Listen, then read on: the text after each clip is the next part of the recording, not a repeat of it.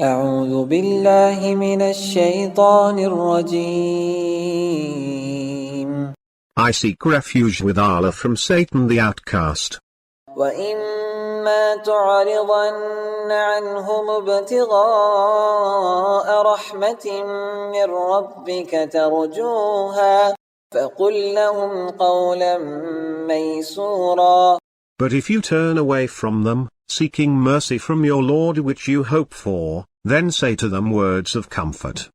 ولا تجعل يدك مغلولة إلى عنقك ولا تبسطها كل البسط فتقعد ملوما محسورا. And do not keep your hand tied to your neck, nor spread it out fully, lest you end up liable and regretful.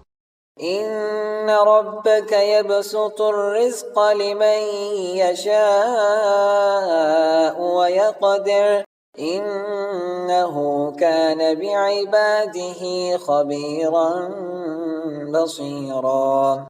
Your Lord expands the provision for whomever He wills, and restricts it.